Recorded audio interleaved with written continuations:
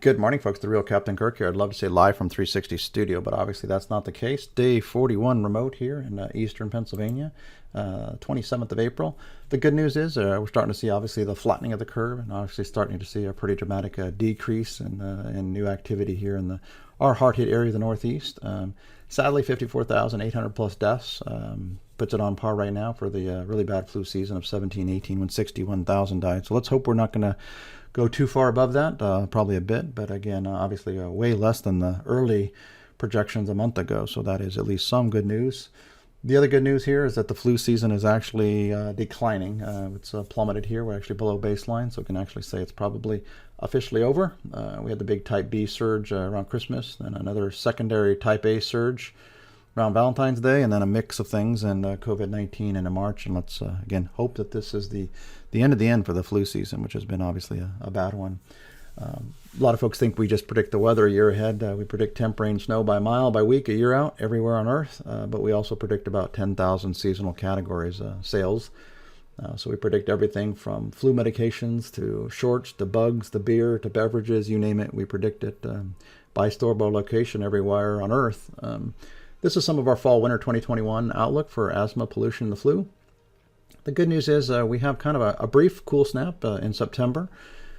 Kids go back to school in the Southeast, and typically they go back early, July and August, and that's why the flu season typically starts actually early down there in the September timeframe. We do think that'll be the case this year around September 6th around Asheville, but then a generally warmer, drier fall, much warmer, drier fall as we go into the November timeframe, even early December.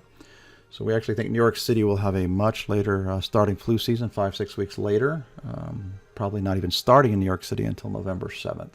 So that's certainly some good news to buy the pharmaceutical industry some time. Thing that we've seen here so far this spring, obviously we had the very warm March, and then we've been in a 2-week cold snap here nationally. The bars are the trends versus average. The good news, that pattern's breaking down a bit, starting to see the warmer trends here, and certainly the next 2 weeks definitely see a warmer trend with the warmest period of spring here, probably coming this Sunday weekend. So we will take it even in the east. So hang on, East Coast. We know it's been cold and gloomy, but again, hope on the horizon. This is the week outlook for 27 April through 3 May, 3.6 degrees warmer than last year, making it the warmest in 8 years, fourth warmest in 35 years, much above average national temperature. So very, very hot for the western 2/3 of the country, and even East Coast here. You're going to go from 40s and 50s early in the week to 70s potentially here by the weekend. So hang on. Wettest in 3 years, 10th wettest in 35 years with above average national precipitation. Looking at next week, 4 through 10 May, first full week of May, again, 3.9 degrees cooler again than last year, but that's still 12th warmest in 35 years. So above average national temperatures, and again, very hot. West has cooled off a bit, and that heat has moved toward the central plains. Wettest in 17 years. We'll see about that. Third wettest in 35 years. So we'll see. The good news is there's not a ton of severe weather on the horizon here, but getting a little bit of a lull after a couple really bad weeks here.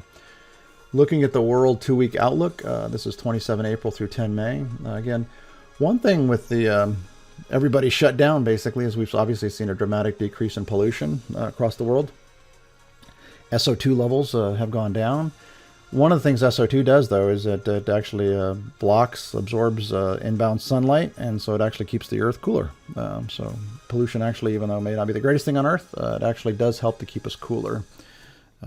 So unfortunately, we'll see if that has a warming trend here for the summer ahead. Australia down under is their fall season, so they're actually pretty cool here for the next couple weeks. We actually just sent our clients the hurricane season outlook.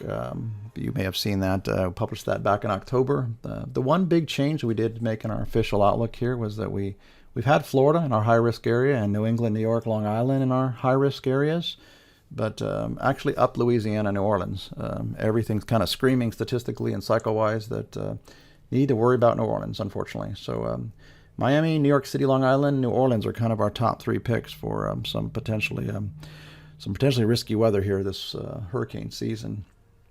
One of the factors is just a La Nina. You can see it bubbling below the surface there, all that cold water across the entire equatorial Pacific, about 150 so meters below the surface, but it's bubbling up toward Peru. And then the big map here shows ocean temperatures versus last year. So dramatically different pattern, both in the Atlantic and the Pacific. So again, this is just expect to be La Nina by early summer and probably moderate La Nina as we get into fall. So it just reduces the wind shear across the Atlantic and unfortunately is likely to lead to an extremely active, potentially devastating season. The good news here for stargazers, if you want to watch here next week as we get toward Mother's Day weekend, Thursday, 7 May, full moon. It's super moon number 3 in a row. Kind of rare to have 3 in a row, but we are. It's the flower moon. So again, super moons are typically about appear to be 14% bigger because they're closer and 30% brighter. So something to look forward here, middle to late part of next week.